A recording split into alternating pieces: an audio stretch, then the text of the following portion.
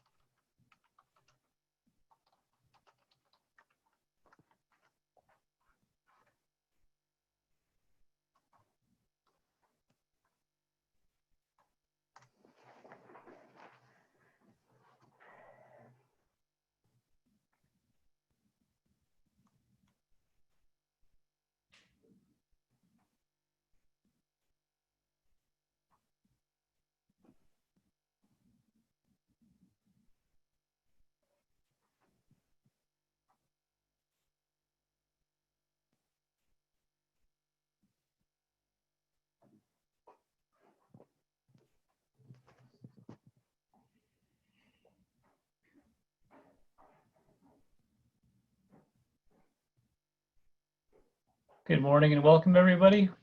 We will get started here in about 1 more minute. Just give people a few more minutes to connect. Thank you.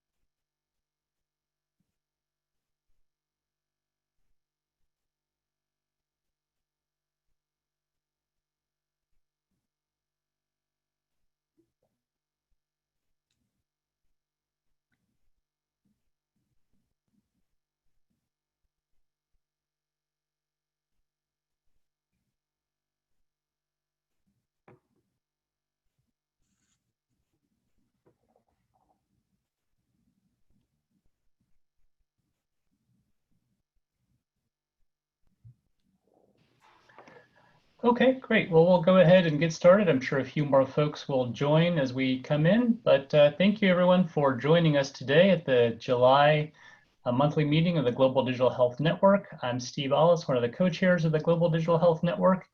And this month we'll be hearing from a panelist that I'll turn over to Trinity to introduce, but today's topic is how digital technologies can support self-care. Did just want to address that this meeting will be recorded, and the recordings and the slides will be made available on the Global Digital Health Network website, which is globaldigitalhealthnetwork.org. So with that, let me hand it over to Trinity, who will be running the show today. Thank you, Trinity. Great, thanks, Steve, and welcome everybody. We're super excited to have this set of great speakers together. As Steve mentioned, the topic today is how digital technologies can support self-care. For those of you who may be more or less familiar with the term, WHO defines self-care as the ability of individuals, families, and communities to promote health, prevent disease, maintain health, and cope with illness and disability with or without the support of a healthcare provider. They have recently released guidelines for self-care, particularly in the context of reproductive health, and July is Self-Care Awareness Month. So these factors brought us together to want to look specifically at how digital technologies can support self-care as we move toward helping people self-manage, self-test, and be aware of their health, including in a context like ours right now of COVID-19, where it may be more difficult to have direct access to a provider or to a facility or to services. Self-care is quite appropriate, and digital has very much been in the buzz of how it can support self-care. And so we'd like to take a deeper dive looking into that, and we've got three fantastic speakers. So I'm going to kind of give us the rundown. First, we're going to hear from Dr. Patty Michelle, speaking about a fantastic framework that really presents how these two fit together. Then we're going to hear from Natasha Mugeni, who is working on a wonderful service called Kasha as an example of self-care, as well as Kate Plourd from FHI 360, who will be providing another example. And then we will have some questions directed at the speakers, and then time for you all to submit questions. So if you do have questions as we go along, please put those into the Q&A. We'll also be looking at the chat, but it would be easier for us if you could put those into the Q&A. So without further ado, I'm going to introduce our first speaker. Dr. Patty Michelle is co-founder and policy lead at Health Enabled, a South African-based nonprofit focused on nationally scaled integrated digital health systems. With over 20 years working in more than 40 countries around the world, Patty is known for her roles as a thought leader, writer, researcher, professor, and executive director of the former mHealth Alliance and executive vice president of the Personal Connected Health Alliance. She's now leading Health Enabled's work on the Global Digital Health Index and Maturity Model, and I am very pleased to welcome her today. So Patty, over to you, and I will advance the slides. Great, thanks Trinity. And it's nice to see so many familiar names on the, in the participant group. So what I am going to present today is a framework that we have been working on as Health Enabled with the self-care Trailblazer working group. And so this digitally enhanced self-care framework is really meant to help inform design, implementation, and research of the intersection between digital health and self-care. If you go to the next slide. Ultimately, it is meant to provide practical guidance on the design process, as well as to accelerate, enhance, and measure the impact of digital self-care interventions. It is a work in progress. It has recently been peer reviewed, and we're now in the process of revising it based on the feedback that we have received. If you go to the next slide. So digital emerged as a point of access within the WHO guidelines on self-care interventions that Trinity mentioned, and that I was involved in this process, as well as in the guidelines for digital health. So it was always very interesting to see kind of how these two really help to complement and reinforce each other. Within this one, digital was both sort of flagged as a point of access, as well as an enabler for self-care. If you go to the next slide. And there, within the guideline, there is a good practice statement that focuses on digital health that sort of highlights some of the main considerations or attributes that digital health provides within the self-care domain. And so, some of those things include health education, individual decision-making, self-assessment, and sensitization. And a lot of the focus is really on the information that technology can provide access to that can enable self-care practices to be done in a high quality, consistent, and safe way.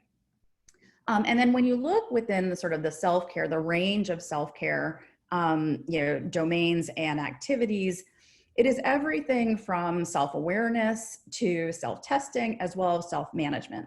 And digital health really cuts across all of these areas and provides a linkage between an individual and their everyday life and health systems, depending on the level of complexity of the self-care intervention, as well as the needs of the individual for engagement with the health system. If you go to the next slide. So a lot of the work on this framework really centers and begins with the individual. And so really looking at, based on the WHO digital health guidelines and the classification, it's really about the client categorization and all of the different interactions that happen within that, as well as some of the interactions that happen between clients and healthcare providers, particularly in the telehealth and the telemedicine space. If you go to the next slide. So some of the unique benefits that digitally enhanced self-care provide are really around increased access to health information and services, safeguarded anonymity, and increasing autonomy. So this is sort of one of the major areas that digital technology and self-care both can enable people to take action and take care of their own health in the privacy of their own home or outside of the view of other individuals. Linkage to healthcare systems for continuity of care, personalized services. So we're seeing a lot more targeted messaging as well as through the use of machine learning and artificial intelligence, the ability to really personalize the interaction to an individual's needs. And then continuous program monitoring for quality, safety, and user satisfaction and impact. If you go to the next slide.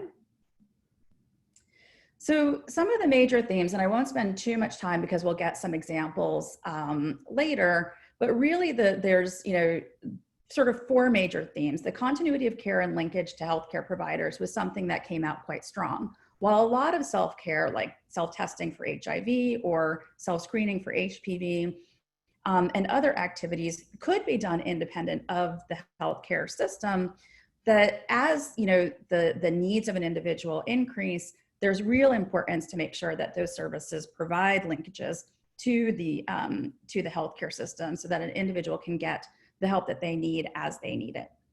You go to the next slide.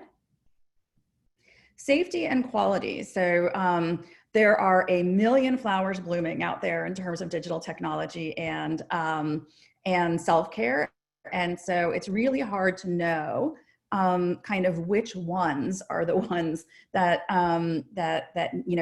we should be really investing in, promoting, adopting, et cetera. And so a real consideration around safety and quality. Increasingly, institutions like the Food and Drug Administration in the United States or the NHS in the UK, I know the South African government is working on this as well, is really starting to create, vetted apps and a vetting process for making sure that digital health tools and resources are really of the utmost safety and quality. And then when you combine that with self-care and people are starting to move farther away from the healthcare system, that becomes even more important and a concern that a number of individuals as well as clinicians raise that really needs to be addressed. You go to the next slide. Some of the other areas are really around health literacy and self-awareness that through the use of different types of information services and applications, that sexual health education is really, really critical. People need to really understand their physiology, their bodies, et cetera. And then they need to really understand how different types of self-care interventions, whether it's self-injection for family planning or other methods, can be used to help them achieve the health that they want and the objectives that they're really looking to achieve. If you go to the next slide. And then another sort of major theme area was really around access and equity. And this looks at sort of like more than just like who has a mobile phone and what type of mobile phone they have, but also things like heavy downloads that can limit access, people's comfort levels with self-care, as well as some of the data and privacy concerns.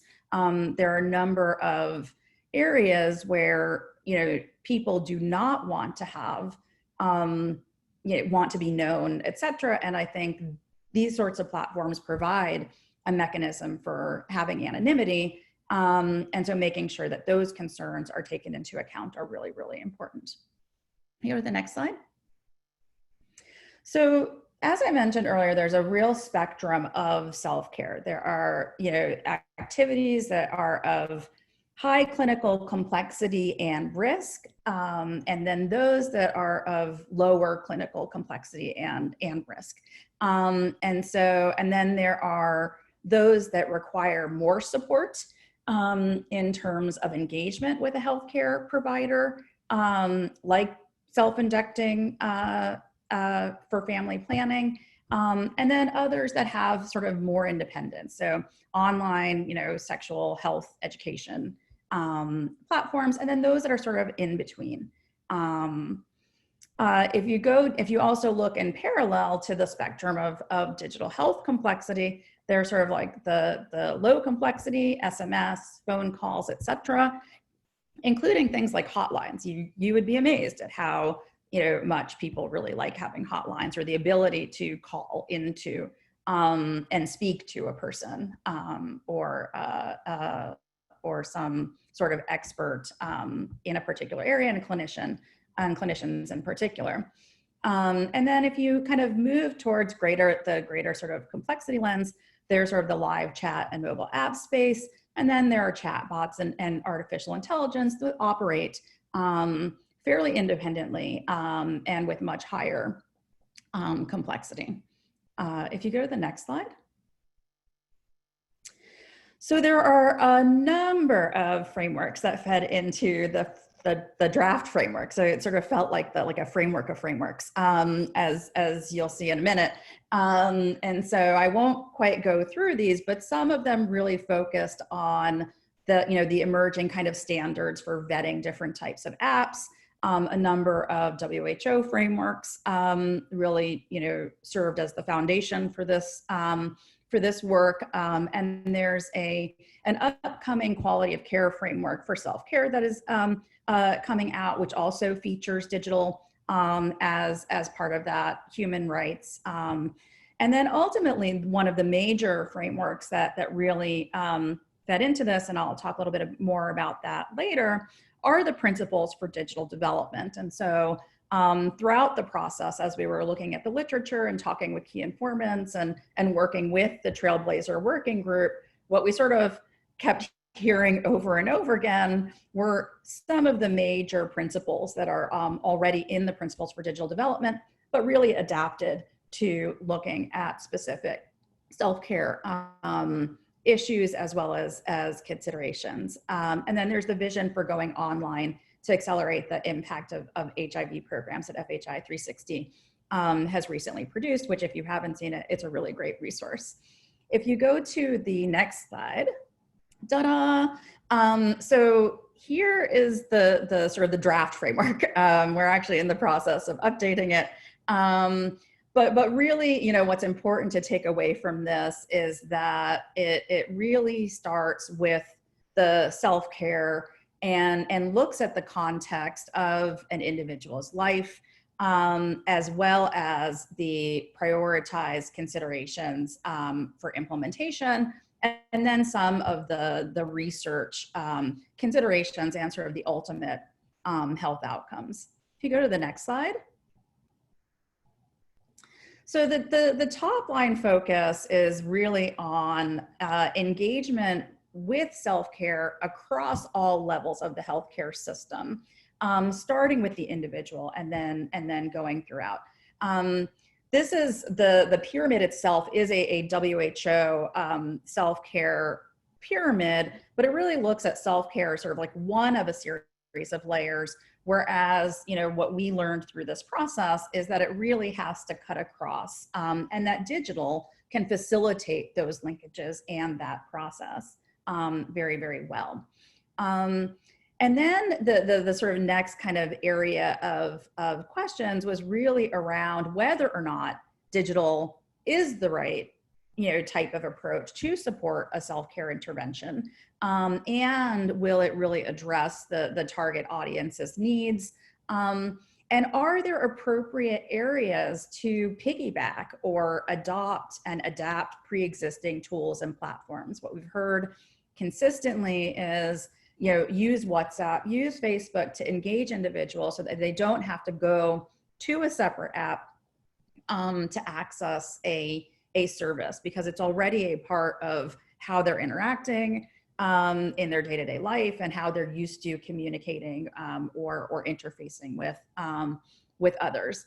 And then there's the contextual analysis, really looking at the regulatory environment.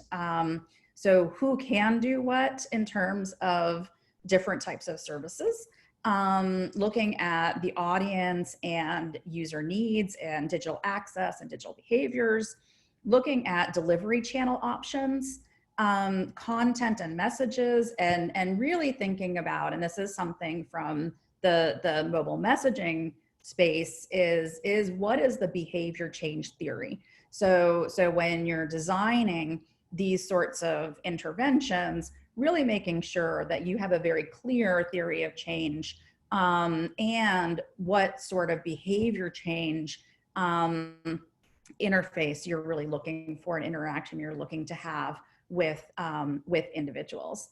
And then there's the content and messages. And so are they appropriate to the target audience, to the behavior change, theory or framework that you're trying to support? And do they support things like self-efficacy, stigma reduction, and helping individuals really feel prepared and supported?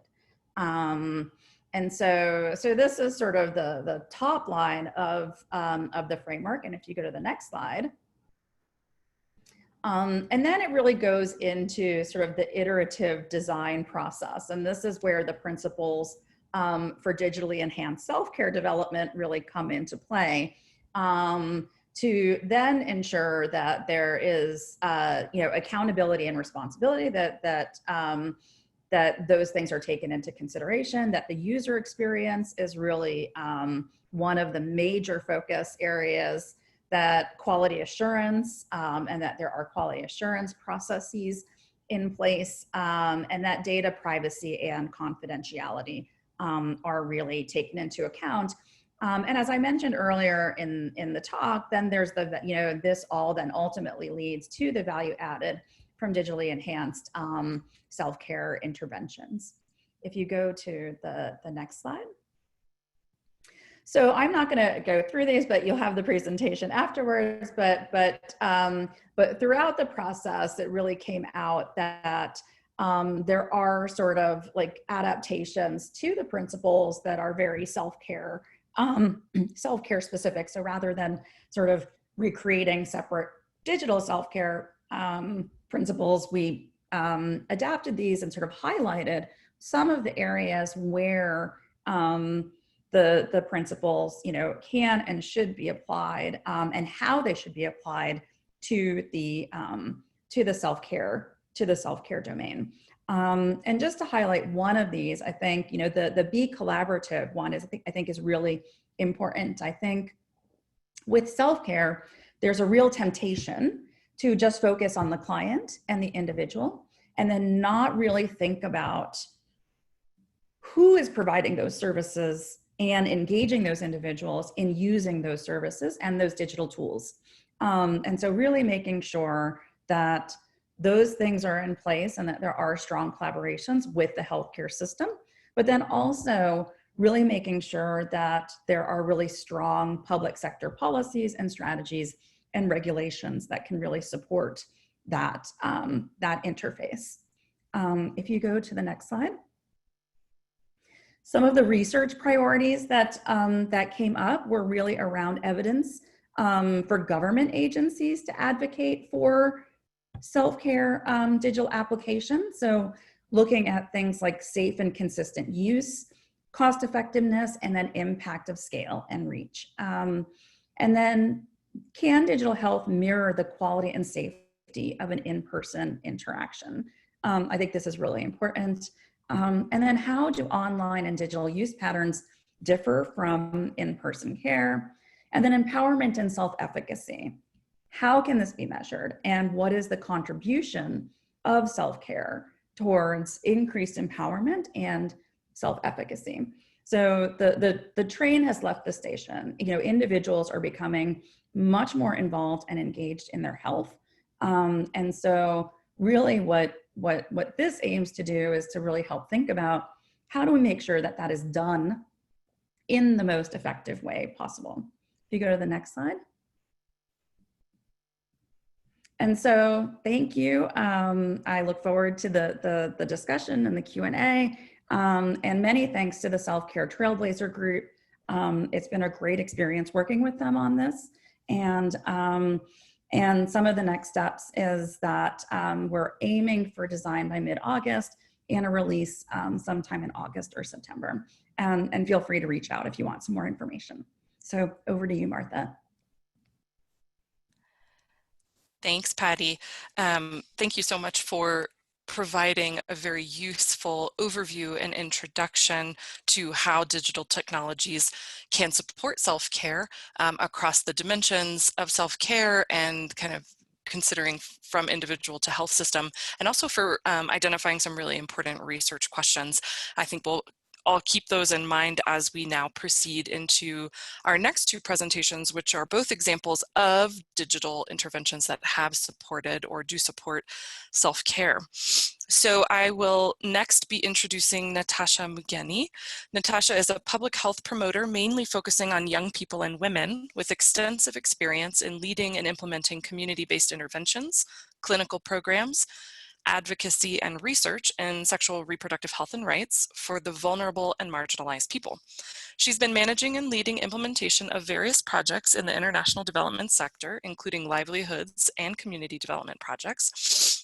Currently, she works for Kasha as a health coordinator in Rwanda with a specific focus on increasing youth access to sexual and reproductive health information, products, and counseling using e-commerce. So we're really excited to have Natasha with us and to walk us through some of the very interesting work that Kasha is doing in the self-care space. So Natasha, over to you. Thank you, Trinity, and I'm glad to be here, and I'm gonna be talking about what Kasha does and how it does it. So maybe we can start. Next slide, please. Next. So Kasha is an online and offline e-commerce platform and was built to respond to some issues around accessibility of products, especially personal care, hygiene, and healthcare products. And so we do have two platforms, the online and offline, and we do provide optimized safe care products. And we also do provide last mile delivery to urban and rural areas, both in Rwanda and Kenya. So Kasha started in 2016 in Rwanda, then we expanded in 2018 in Kenya. And in Rwanda, we are in 5 districts now, and in Kenya, we are now all over Nairobi and other 2 peri-urban spaces. So we do also get, so the platform also helps us to get some rich insight on the consumers, what they need when it comes to self-care, what they need when it comes to products, but also what is affordable and how can we make sure that people in our communities do access the products. So it's really an opportunity to also learn more on our communities. Next slide, please. So how do customers order on our platform? So we have 3 ways, and one is a USSD platform. So those I think are really popular in East African region, but also in Sub-Saharan Africa in general. So it's like you have any feature phone and you have to just do star, for example, in Rwanda, you have to do star 91 DS. Then you get to a platform where you have all the products available on your mobile phone, and you don't need access to internet or smartphone or even having credits on your phone. So any feature phone can do. We do also have a website. So we have the 2 websites for Rwanda and for Kenya. And we do also use mobile as we do have an Android version app, and people do download those apps and have the app on their phones. And we also sometimes do use, when we started, it was a little bit hard for people to take it up to use website or even the USSD platform. So we made the lines for people to be able to call, and we help them through the process. So we also do use WhatsApp and social media, mainly for now marketing, but also to teach people how to use the platforms. Next slide, please. So we do have different variety of products, but we do have menstrual care products, and we have different variety of pads, also depending on the context. So you might find in Rwanda, there are some specific pads that are more popular, and we do have those. And when you look at Kenya, there are also some other pads that are more popular and that the community really needs. And we also make sure that these variety of pads also take into consideration the affordability. So make sure that it comes from the low income people can access them, but also looking at depending also on the brands that are more, I would say, more expensive compared to the low income people. So we do have also pharmaceutical products, and we do have contraceptives, HIV self-test kits, we do have malaria test kits, pregnancy test kits, general over-the-counter medication, but also we do have a specific also site for the prescription medication for people to be able to also get their medication if they can be able to get to the pharmacies. And it has been really something within this time of COVID-19 that we have seen that an increase in medication that require prescription. We usually had more on the general over the counter. We also do have personal care, and so we do have some lotions, soaps, face and hair products, and sometimes we mainly focus on also those who are locally made to also push, especially women in our communities who are making those products to have a visibility. We do have mom and baby care, so all pregnancy related and other mom and baby care products. We also do have beauty and makeup products, and this was due to the also demand of our consumers. We do also offer, I think maybe we can, Trinity, maybe I think it's maybe under this, yeah. But we do also have phone consultation,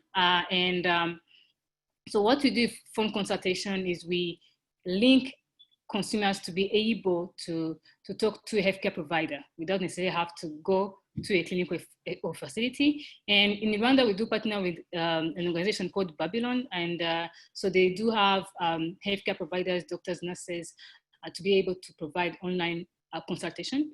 And we also do have other organizations that we work with, especially for SRHR, who are providing phone counseling and phone consultation around SRHR.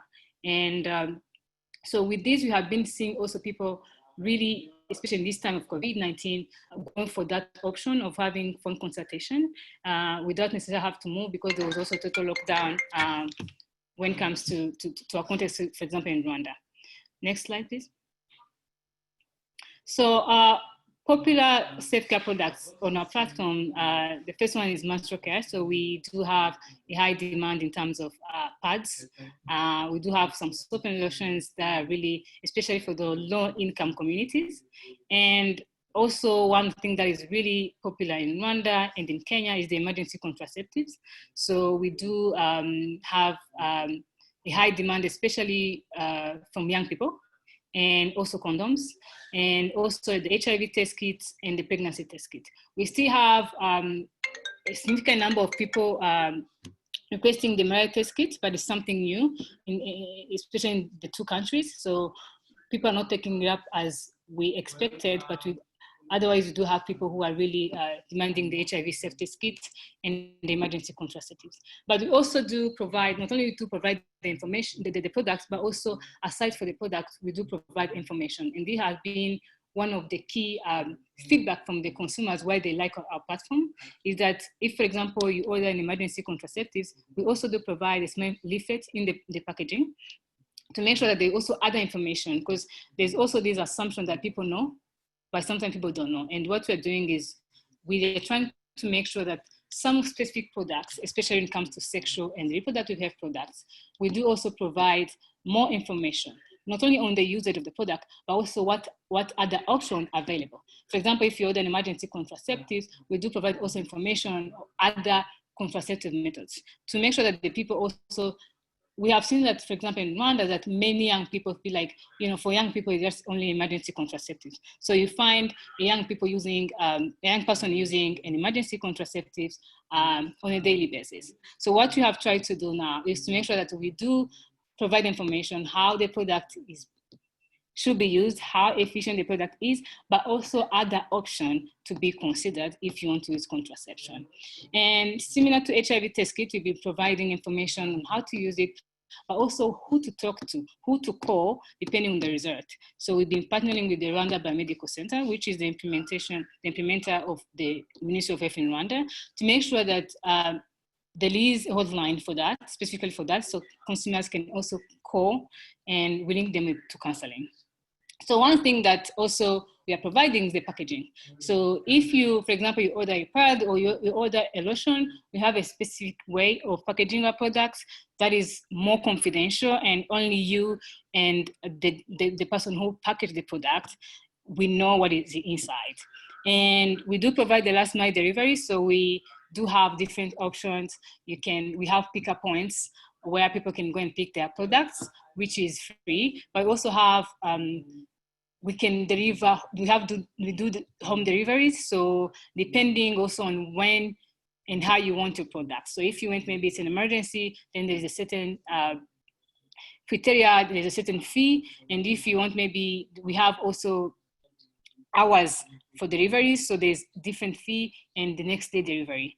And also we do have a variety of products, so we make sure that we try to really get many products as possible, especially when it comes to self-care, when it comes to menstrual care, to make sure that people feel like they're also, they can see themselves in our products. And we do have affordable pricing for low and middle income communities, so we make sure that if we are getting products on a platform, it should be available. So we do go for doing a little bit of surveys, kind of research, consumer research, getting insights from the communities to make sure we know which product we should be putting on our platform. Because we also don't want to put products that won't be used because maybe it's too expensive, people cannot afford, things like that. Next slide, please. So maybe especially I'm gonna talk about, I've talked about how we order, but also one of the things that I've seen is that when it comes to pharmaceuticals, sometimes we do have to be careful, and we have how can you order a pharmaceutical on our platforms. And what we do normally, you place an order depending on the item you need, and now you have to send your prescription via a number of WhatsApp or emailers. And what we do, we send the prescription to a partner pharmacy for approval. And sometimes people do need to talk to a pharmacist directly, and we do also normally we do advise people to talk to a pharmacist, and then after the pharmacist confirms the authenticity of the prescription, then we again call you to confirm your purchase, then you deliver the package. Next slide, please. So for the deliveries, we do have different deliveries options. So we do have direct delivery, which is more in urban area. And this is more because in the rural places, mostly people don't want to pay the delivery because it comes with a cost. So we have the pickup points, but also we have the Kasha agents. So for the direct delivery, we do have a charge.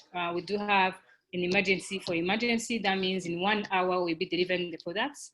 And there's also other options depending. We have now for dispatch in a day, and that would be another cost, which is a little bit cheaper compared to the direct delivery and to the emergency delivery, sorry. Then we do have the next delivery, which is also cheaper compared to the dispatch of the day and the emergency delivery. And we do have Kasha pickup points, and these are mostly pickup points that we have chosen due to the consumers' feedback. So there's like the hair salons, the small boutiques that people normally go to. So it's mostly also places where women mostly go to. And because when we started, women were more our clients, and that was mainly our focus. So we have chosen the pickup points where they normally go. And what we do is we take the packages that are packaged already in there, and the person comes and take the package. And we also have Kasha agents, and these are women that That are also our marketing agents, and they are mostly in the Lulu spaces, and what they do is like they pitch Kasha. They do sometimes do like hand washing events, use of some soaps, and also they are our pickup points. So we do bring the packages already packaged for some of their clients, and clients will come and pick their products. Next slide, please. I think that's all. Thank you. I look forward to the questions. Thank you, Natasha. I think that was an excellent example that should have given everybody a sense of how digital can support self-care, again, across all those dimensions. So you're providing information, testing options, whether it be an HIV self-test or pregnancy test, and management in terms of actual administration of medications. So really, really fascinating, and I'm sure you've generated a lot of interest and questions. I will move on now to our third and final speaker, my colleague Kate Plord. So Kate is a technical advisor within the Global Health Population and Research Department at FHI 360. Her areas of specialization include advancing the health and well-being of adolescent girls and young women, addressing social norms, including negative gender norms, and using new technology, including mobile phones and social media, for health education and promotion. She's a DRPH candidate at the University of Illinois at Chicago School of Public Health and has a Master of Public Health with a Global Health concentration from Boston University. So take it away, Kate. Thank you, Trinity, and good morning and good afternoon, everyone. I am also excited to share with you some exciting work that we are doing at FHI 360. So I'll be talking about an intervention that was developed as part of the Youth Power Action project and tested as part of a larger study titled Smart Connections, which is social media to improve ART retention and treatment among adolescents and youth living with HIV in Nigeria. Next slide.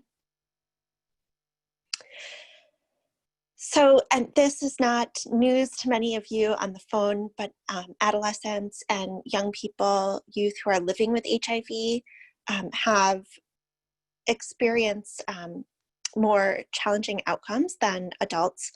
They experience higher lost follow-up and poor adherence outcomes. They're more likely to drop off or out of the treatment cascade than adults. They experience many challenges to adherence and retention, and these are particularly acute for this population. They include fear of stigma or concerns about disclosure to others. They lack social support and may have limited knowledge of HIV.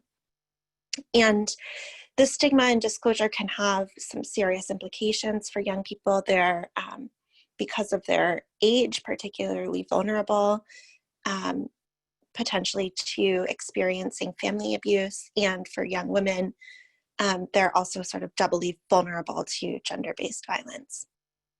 So it's critically important that we have interventions to support adolescents and youth who are living with HIV to remain in the treatment cascade and to adhere to their HIV treatment.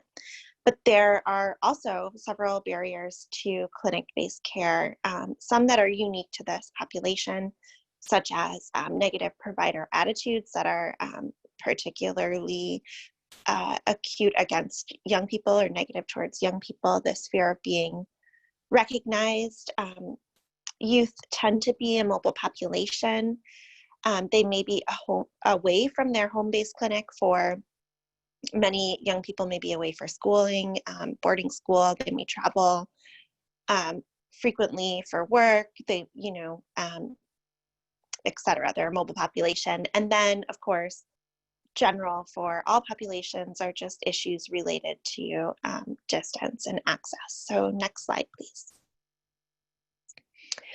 So we developed an intervention called Smart Connections, which is based on another FHI 360 developed tool called Positive Connections, which was developed for support groups for adolescents living with HIV.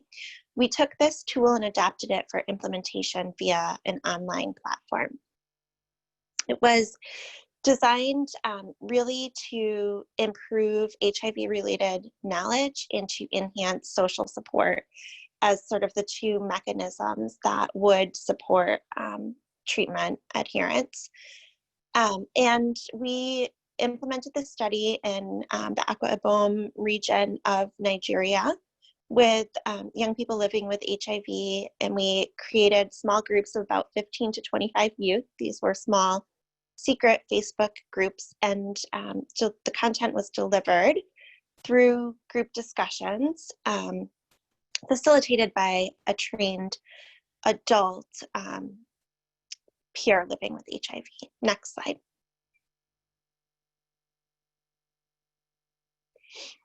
So this is what the intervention consists of.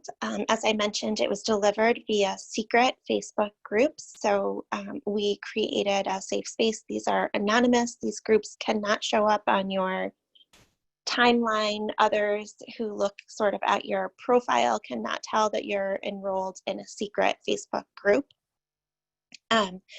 We had the supportive adult role model who is a person living with HIV with experience implementing in-person support group interventions for people living with HIV, who was then provided extra training for delivering the intervention via the online platform.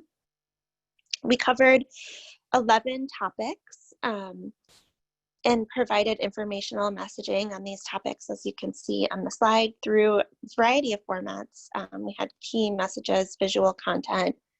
We had a word of the week, which was, a concept, a definition of a key concept, and we developed role model story cartoons.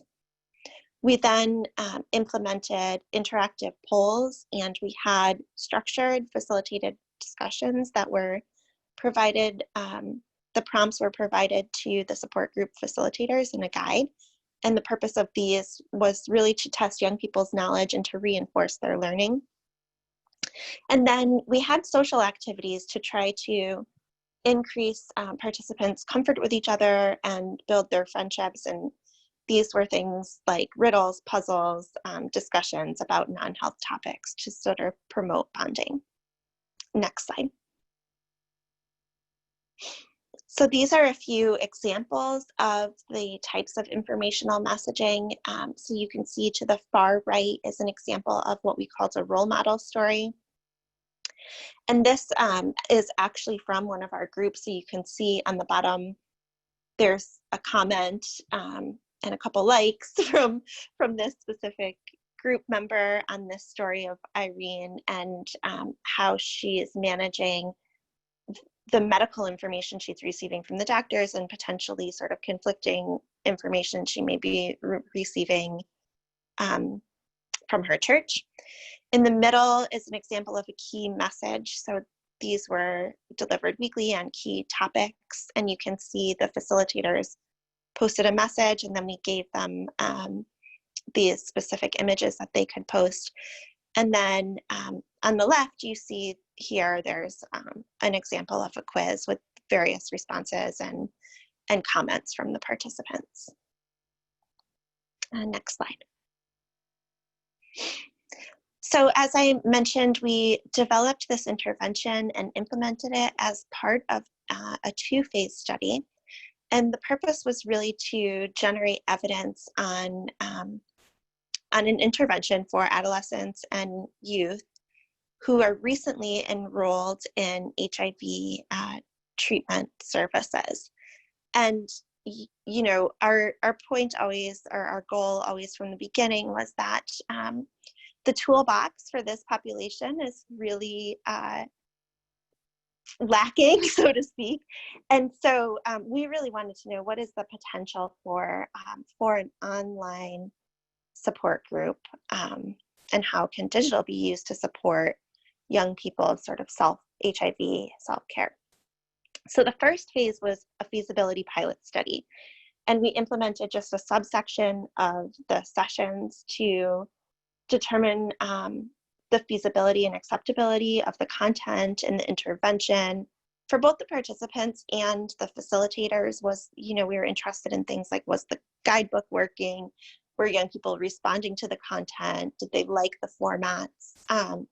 We had engaged young people at various stages through the development of this intervention. So youth had given input on, the platform that we used to deliver the intervention, the topics that we covered, the content. And then after the feasibility study, we had workshops with youth where we literally went together and edited some of the role model stories and, did things like changed one image from a young man in a baseball cap because that wasn't apparently cool, to, a man without a cap, and then, changed a story about a teacher to a really cool story about a young woman living with HIV who becomes a medical supply pilot delivering ART treatment to hard to reach areas. So that's that was sort of the point of phase one, was to really gather input on the design and ensure that it was acceptable to youth and also feasible. And we then implemented an outcome study. This was a randomized control study in sort of a controlled environment to test the effectiveness of the intervention on our key outcomes, which were adherence to treatment and retention and care. And then we also looked at the impact on secondary outcomes of interest, and those, as a reminder, included social support, HIV, knowledge and treatment literacy, and the adherence. Next slide. So from the feasibility study, we found that young people really enjoyed the intervention. They felt that it was easy to access. Many of the young people who participated said that they really did prefer the online or mobile phone-based approach compared to the traditional sort of standard of care in that area, which would be an in-person support group, because they didn't have to worry about travel or other logistical barriers, including some of those barriers mentioned in the beginning of the presentation, such as stigma, etc. Young people really they felt comfortable with their facilitators. We had, even within the groups, young people calling the facilitators, like female facilitators, auntie, or sort of their group's mama, and things like that, which was really great and sort of demonstrated that there was a real bonding between participants and group members. But most relevant, I think, for the self-care angle in this particular presentation is that young people felt that the group was informative. They were able to get the information that they needed. They felt encouraged and supported using this digital platform, and they would recommend it to others living with HIV. Next slide, please. For the outcome study, we did detect statistically significant improvements in HIV-related knowledge among participants in the online or the digital intervention. Also, again, participants, and we had a larger sample size here, reported that the intervention was useful, enjoyed taking part in it, and that they would recommend it to others. We did not detect statistically significant differences for adherence, retention, or social support. We did see increases.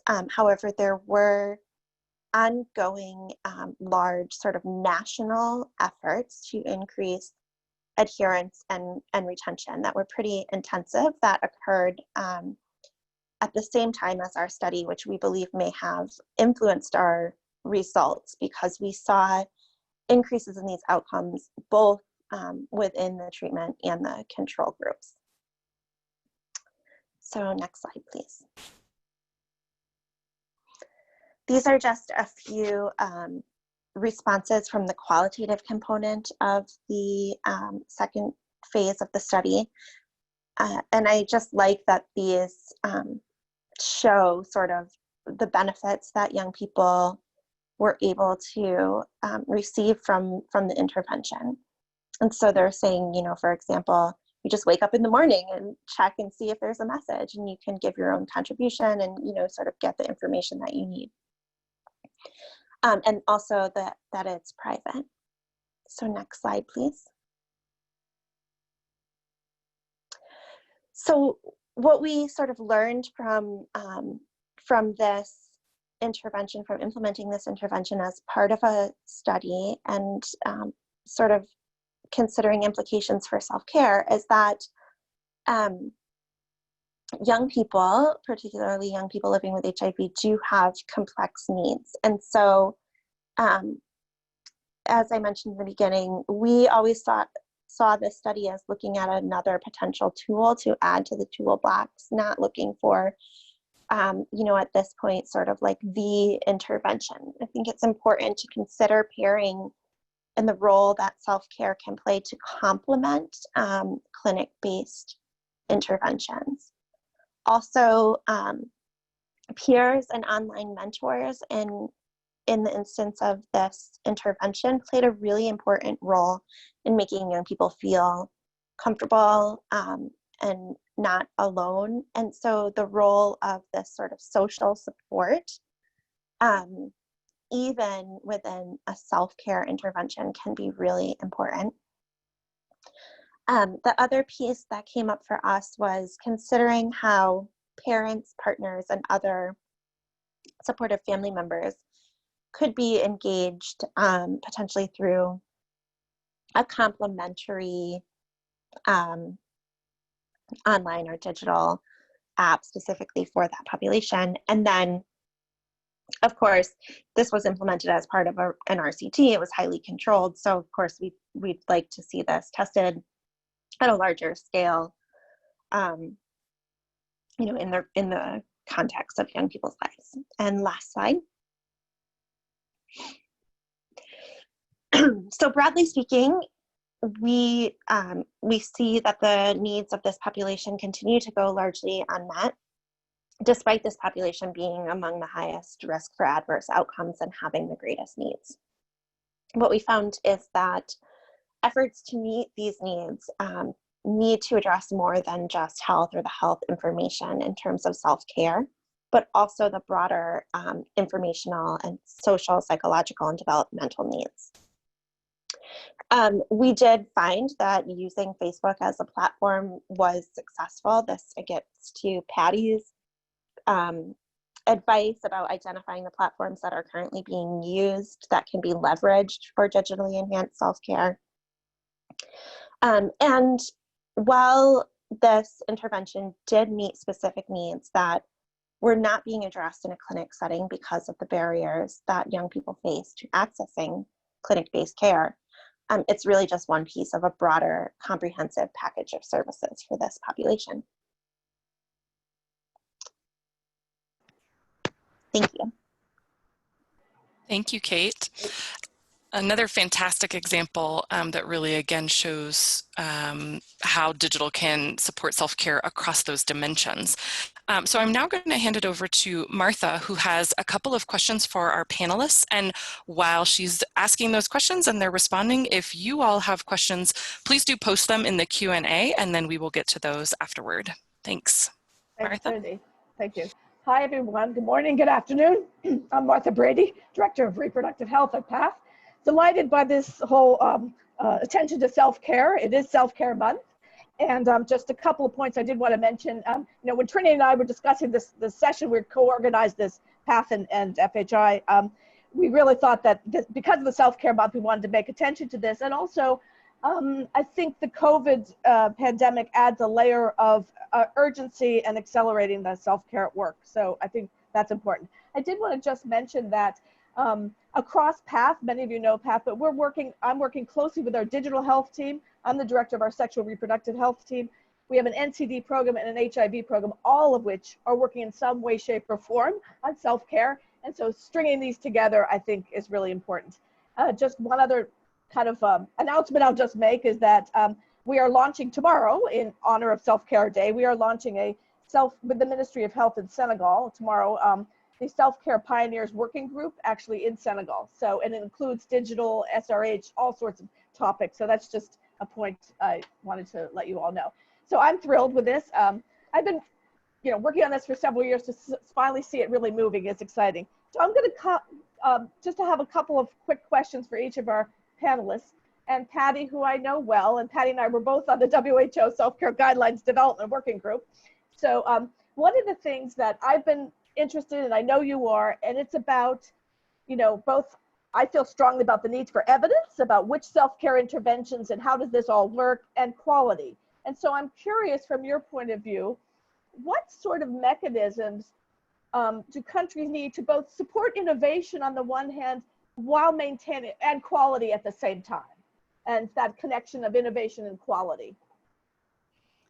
Yeah, I think that's a great question, and thanks, Martha. I think one of the things that we have seen is that countries really struggle with this, right? They want to provide space for innovation and new interventions, and at the same time, they have a responsibility to protect the population, right? So safety and quality is of like the utmost importance. And so it's a real balancing act between those two areas and domains.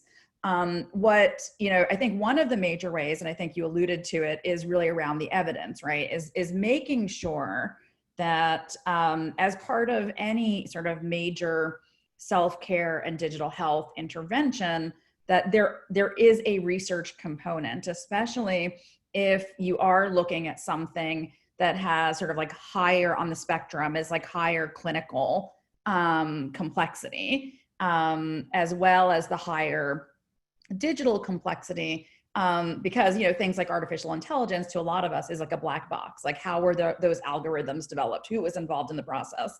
What data are they using? Those sorts of things.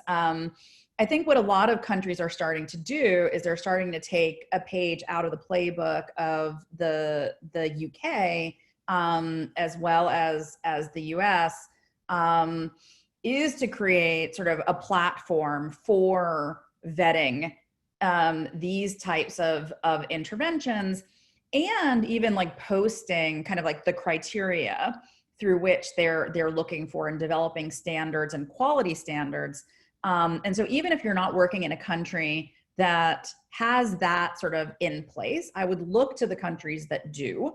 And as you're innovating and working through the innovation process, I would use that almost as like a checklist of the sorts of things that you really should be paying attention to as you're doing this. And then for the governments to really think about like what is feasible in terms of being able to vet different types of solutions. What a lot of countries have done in the medical device space is that they've basically, said that anything that's approved by the FDA, they will, they'll sort of grandfather and they'll accept that as sort of they've been vetted and it's okay. But I think for some of these new ones, and I'm glad that we had these two examples that are coming from low and middle income countries for middle income countries, which is really exciting, that we also need to make sure that those criteria are like relevant and applicable in the settings in which they're being used. Great points, thank you. There'll be more for you, I'm sure. So I just want to give each of our panelists a question here, if I can move on to Natasha at Kasha. I am a big fan of Kasha, just have to say. I love the whole concept, I love the platform, so hats off to Kasha. I'm most familiar, I followed it since its inception and most familiar with the work in Kenya, but so anyway, great model. So I'd just like to hear, Natasha, if you could talk to us a little bit about how the Kasha model sort of liaises with key government stakeholders, whether they be the kind of regulatory and the suppliers and the financing, like how that sort of works. That would be great to hear. Oh yeah, thank you, Martha. I think, so for Kasha Rwanda, even for Kasha Kenya anyway, so we do, maybe what I can say first is that like, Patty was talking about the regulation and everything, and in Rwanda now we are working with actually FDA to see how we can actually regulate digital health when it comes to pharmaceutical products. And so because of this COVID time, there were many actually pharmacists who came abroad and wanted to do online pharmacy. So we are the only one before COVID time. And what now the government was like, oh, we have now to have some regulations in place. And so we are now working with the FDA to come up with some of the regulations, and we are supporting because we have been doing this and we have already a process how we do it. And it has been really key of inputs to make sure that the regulation, and we hope the regulation will be out soon in August, and now everyone will know this is what you need, and you have the checklist to fill in to be able to have some of the pharmaceuticals in some health services online. And really? Yes? No. And so coming to what Mata was asking about regulator and everything, and what Kasha has been doing first was because we are a profit organization, so there is already a chain of how you can register, especially for both the countries. And so what we did was to make sure that we do align with the regulation of the government. And so when we started, there was no regulation specific for digital health, but we had some of the key specific ministries we work with, like the Ministry of ICT and the Ministry of Health. And what we have been trying to do is to be part of the most technical working groups when it comes to sexual reproductive health. So we are part of the family planning technical working group. We are part of the SRHR technical working groups. And what we are trying to do is to bring this innovation, this model to be considered in those for the services. And it has been really key. And we've been able to come up with new projects and new ideas with the government. And so for the financing, I think what we're doing now is that for the health side especially, I don't know if maybe I got the question right, but so far it's just people have to pay. We don't use insurance. And so people have to pay. And we do also have the normal mechanism, like depending on the government. Now in Rwanda, you have to use EBM machines. So we all go through that. So we use the normal business model that is allowed in Rwanda, and we do follow all the processes, and we do provide those receipts, the EBMs and everything. So Martha, I don't know if that was the question. Yes. If not, you can clarify more in detail. No, that was excellent. Thank you. Really, I'm even more of a fan now. You really, you know, great job. And there's lots of questions coming up in the chat. So thank you so much for that. Really good information. We'll go for one last question to our third panelist, and then I think, Trinity, there's questions coming in the chat. So just for Kate, yes. So thank you very much for that Thank you. You hear me? Thank you very much for that presentation and the research that you're doing. So now I'm going to have to put on my research hat, because I spent many years doing implementation science research at the Pop Council. I'm going to ask you one of those questions, which is, one of the things that's interesting about these kinds of things is that your primary outcome, which was adherence ART, actually you didn't find significant difference, and you described potential reasons why. But you did find, what I would call collateral benefits, these other things that young people liked about it. So I think kind of curious about that. And just one other point is, I would love to know, when we use the term AGYW in youth, did you have separate specific things for girls versus males versus females, or was it together? Thank you, Martha. Those are great questions. So in terms of the secondary benefits, yes, we did see evidence of those, which was, very exciting for us. And I think those are also important outcomes in their own right, particularly when looking at self-care. So did the intervention increase knowledge among users? Yes. So young people were able to use this online facilitated support groups to get information where they are about treatment and adherence. Did young people appreciate the platform? Did they find it easy to use? Yes, they did. Also important for self-care interventions. And then, of course, we have this sort of evidence of improved or increased sort of social the social benefits. In terms of the population of girls, so this is a good question, and as you know, my other world is gender. So I will say that the intervention definitely incorporated a gender lens. However, we made the decision to keep the groups as mixed groups of young men and young women. And this is something that we tested during the feasibility study, and then decided to continue to move forward with the larger study. Of course, our population did include more females than males simply because of the nature of the epidemic. But, you know, we covered topics related to gender-based violence. And I think, you know, it's always really important when you're talking about gender transformation that both men and boys and girls and young women are sort of at the table. But we did cover, you know, the sort of gendered aspects of the epidemic and how those influence specifically treatment adherence and retention and care.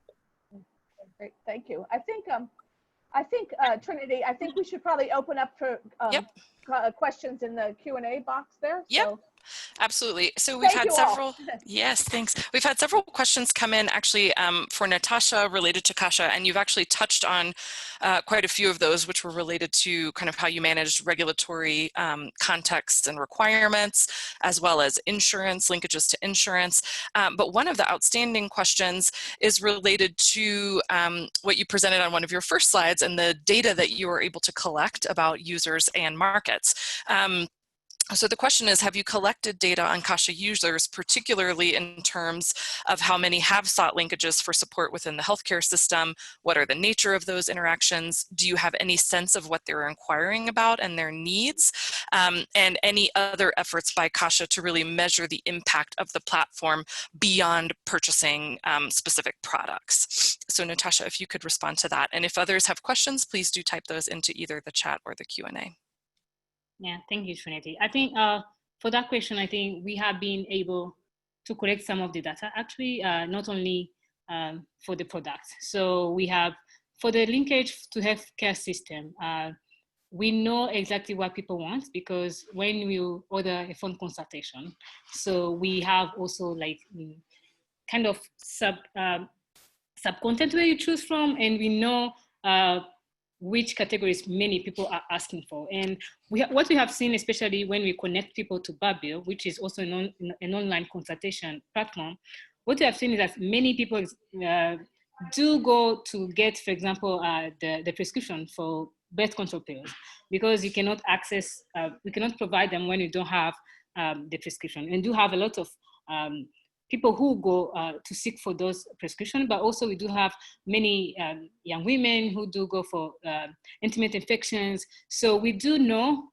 we do get a sense of what they're requesting and what they need, what their needs are.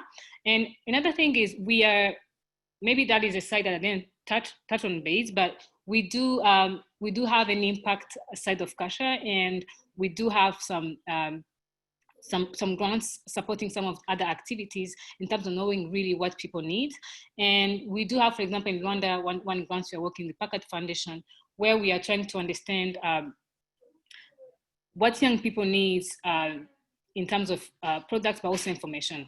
And we do go to schools, we do go to universities to get to have a sense of what they need. And what we have also tried to do is to subsidize some of the product to see their purchasing power. And this has been really one of the best learning so far. And what we have did is we tried, for example, for an emergency contraceptive, which is not in essential medicine in Rwanda, so it's really, really expensive.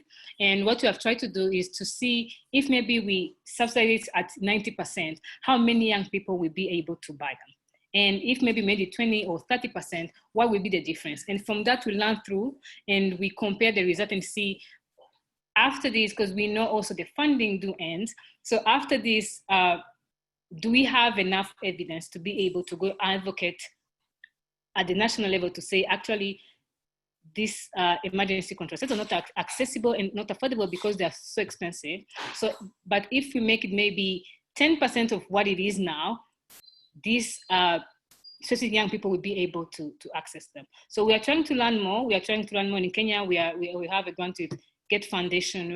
We're trying to understand the contraceptives, women who are using contraceptives, because one of the things that we have also noticed, we have many people who do and order maybe birth control pills, but we have seen also that when we go far and analyze, we can see that those people, maybe 50% of them have first passed by IUDs, and then they go and buy birth control pills. So we are also learning with the platform also we are learning, measuring also other insight and try to see also other impact that the platform is doing other than increasing access to products. I hope that answers the question. Thanks, Natasha. Maybe another question to you, and then one that's come through to Patty. So Natasha, for you, actually there are two. One was just if you could reiterate or revisit the question of the linkages to the broader health insurance systems. I believe I heard you say that right now, Kasha is not able to accept insurance, but if there's anything that you'd like to say more about that. And then there was a question about, related to the regulatory environment, how you all have had to manage the potential for fraudulent prescriptions that clients may submit. So if you could respond to those two, and then I'll come back with a question to Patty. Okay, great. I think for the health insurance, so far we don't use the health insurance, and that is mainly because we also don't. So normally in Rwanda there is the system of health insurance, so and that is the popular known as Mutuelle de Santé, and so mostly every community member should have one, and it's popular in Rwanda, but we don't use it on our platforms, and mostly because also the platform is new, but also people don't. It's not easy to get into the system of insurances when you're just, not only you're not a clinic, but also you're not a pharmacy. So I think we're not a pharmacy, we're not an online pharmacy, we do partner with pharmacies. So what we have tried to do is to make sure that there are some of the medications that are available on our platform, especially the over-the-counter, that can be easily affordable, and that are mainly not also focused on insurance. So like, for example, emergency contraceptives are not covered by insurance. And so we also do have them on our platforms, and we have the condoms and everything. But we do also consider that can be one of the things that we might consider in the future. And one of the things also that we do consider is that we also know our limitations. So we are not a pharmacy, we are not a clinic. And so we know our limits when it comes to services that we can provide. And maybe in the future, when we also open up for broader services, we might also link it to the health insurance. And I think also this will go with the fraudulent and the vigilance when it comes to quality and products. And one of the things that we do is we do not have a stock, we do not store the pharmaceutical products. And what we do is that we have a pharmacy partner, which is one of the biggest pharmacy in Rwanda. We do also have the similar in Kenya. So what we do is like, those are pharmacies that are certified by FDA in the two countries. And what we do is if a client orders a medication, we just go and pick the medication and do the delivery. And when a client wants to talk to a pharmacist, we link to the pharmacist at the pharmacy partner. So we have a specific partnership with those pharmacists to make sure that we do have the best of the quality. Of course, we have to make sure that we do partner with pharmacies that are certified, that have all the papers, that have pharmacists in place to be able to support the consumers, but also to make sure that if any question arises from a client, we do have someone to link them to as someone who's more like a professional pharmacist. So I think maybe that will answer the question, but if any, I could clarify more. Thanks, Natasha. Thank you. Okay, we've got a couple of questions that have come in for Patty. So Patty, first question is just a request to talk a little bit more about the accountability responsibility component in the framework. Accountability and responsibility on the part of whom, and accountable and responsible for what. So if you could just talk a bit more about that. So this really gets at the policies, the regulations, the legal considerations, both for self-care as well as for digital health. And they may be similar in some cases, and they may be very different and need to be addressed independently and together. And when looking at, and because technology moves so quickly and innovation moves so quickly, sometimes the regulatory environment may not be keeping pace with innovation. And so the accountability and the responsibility is both to the regulatory environment in which you're operating, but then also to the individual in which you are engaging in the use of different types of digital self-care interventions. And I think it's really important as part of the design process and sort of like the pre-design process and really thinking about the context and what exists, is to really understand what those key areas are.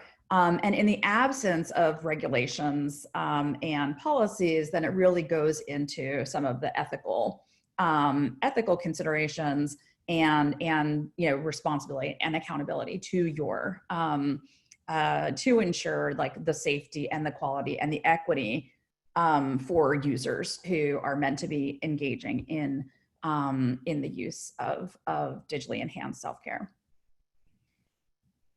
Excellent. So then another question for you, and then I think we could also open these up to other panelists. But having done the landscape that you did for self-care or digitally enhanced self-care, a question of if you can comment on key gaps that exist with respect to the types of solutions available. Meaning, are there types of services that could be provided by digital health solutions that you think the ecosystem is not yet addressing, or perhaps is under-addressed?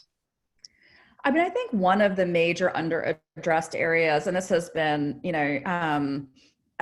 within the digital health sphere, is that there's been this overemphasis on applications and like mobile apps and let's do apps, right? But we haven't really spent a lot of time thinking about like hotlines. And like a lot of people in low and middle income countries really just want to like pick up a phone and talk to people. So like telehealth and telemedicine, I feel like, is a major digital health area that just really has not hit its peak in a lot of low and middle income countries. There are some great examples, and I think Babylon's one in Rwanda. I think you've got the TMG in Uganda. Like Grameen has been doing this in Bangladesh for decades now. Grameen Health. But I think it really, I think we underestimate the value of just like basic communication and the need for that. And I think in an environment with where we're trying to keep as many healthy people outside of the healthcare system, and then if and when they need to interface with the healthcare system, are there things that could be done at home? There are lots of things that could be done at home without having to engage within a health facility. We're seeing that in the United States. I mean, regulations that, we've been fighting for in America for 20 years got passed that in the last, few months. So I think that's one area to really pay attention to and to think about how we look at that just much more systematically across the board. So basic, question and answer to much more complex clinical, interactions. Thanks, Patty. So I'll continue to invite people to submit questions either through the Q&A or the chat, but I might take a facilitator privilege and ask a question myself.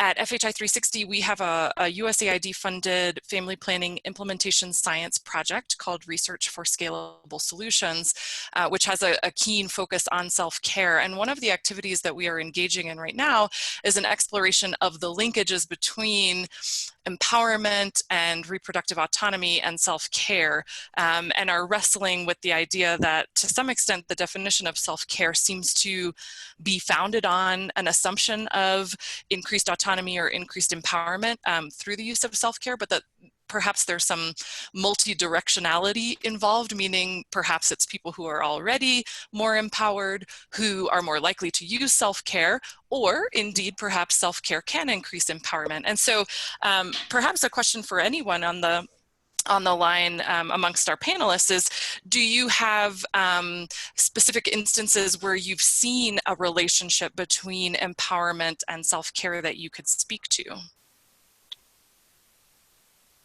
This is Kate.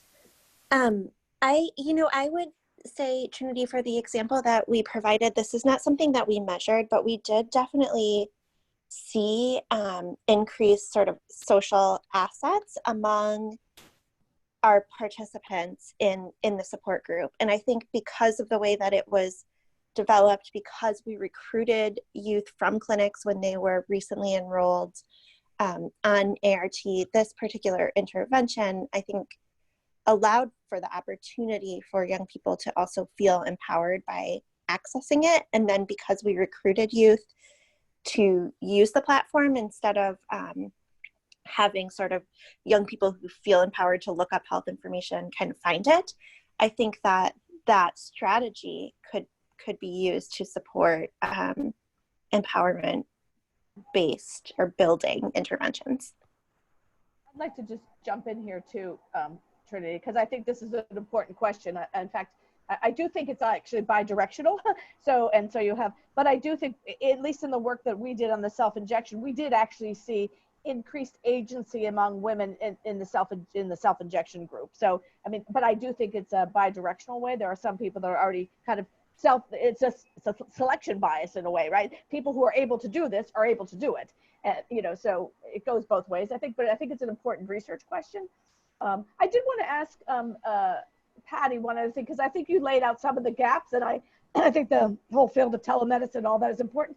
The other area, which we didn't touch that much on in this discussion, which I do see is really important, where digital actually has an important role, and we are working on this, is around actually kind of virtual training of both providers and women. I mean, that's what we are actually doing at this moment around self-injection of contraception. And so using that in the virtual world of training and support is another, I think, important area for the application of digital. Just your thoughts, Patty. Absolutely. And I think a lot of it, I mean, has been done through online learning. I don't think enough is being done through mobile learning. I think there's a lot more education that can be, accomplished and sharing of information, through more interactive methods. I think we're starting to see really great video work, and because bandwidth is increasing in a lot of countries, like, we're able to start to do some of those things. But again, I think we have to look at some of the equity and access issues around some of those things. So I think looking at different modalities for education, I think, will be really, really critical. I mean, we're seeing this in the education space. So, like, as anybody who's a parent that is, like, grappling with, like, virtual learning, I think we're in a really interesting time where there's going to be a lot more work and attention done around, like, what constitutes effective, like, virtual learning, and what can you really learn through the different types of technological modalities, et cetera. But I do agree with you, Martha, that is, it is an interesting gap area that could be low-hanging fruit in many ways, where you could easily, integrate much more effective learning, within, training programs, et cetera, to get your providers more up to speed, and then get your individuals, like, similar tools and resources that can also help them feel much more comfortable, doing the types of processes that we're, like, asking them to do. Great. There's a question that came through from Ben as a follow-up to Martha, but potentially a broader question. So Martha, as you were talking about the remote or virtual training content for self-injection, the question is, to what extent is that content optimized for deployment on messaging platforms like WhatsApp or others? And so the broader question, as he's asking it, is, you know, what do we all have, what can we say about pre-positioned content that is optimized for the different channels that we're using today. So if anybody would like to respond to that, please do so. And I'm going to stop sharing my screen. I just don't want people to freak out. So please keep going. I'm just going to stop sharing. No, I think it's an important point. I think we have time to like really get into it, but I would say like find the optimized communication channel that you can use. If you can't, and basically what you've got is voice and you have text, like use that. If you are able to do like more media rich interactions, then like by all means, like, you know, do that. It made a huge difference on a nationally scaled SMS immunization program that I worked on in Indonesia, for them to do like a 1 minute video to train, you know, people on how to use the platform, and it made a huge difference. And so I think sometimes even something as basic as like a demo or, you know, a video can make a tremendous difference. Yeah. That's a great point. And I'm realizing that we are at time. So I think we will need to thank all of our panelists today. Thank you so much for joining us, and to all of our participants. Thank you so much, and thanks for the great questions. And Steve has put a note into the chat. This will be available, the recording will be available on the GDHN website. So thanks everybody, and happy Self-Care Awareness Month. Great, Thank you thanks. all. Bye. This has been awesome. Bye. Thank you. It's a big socially distanced hug. Okay, take care. That's right. Bye, everyone. Bye.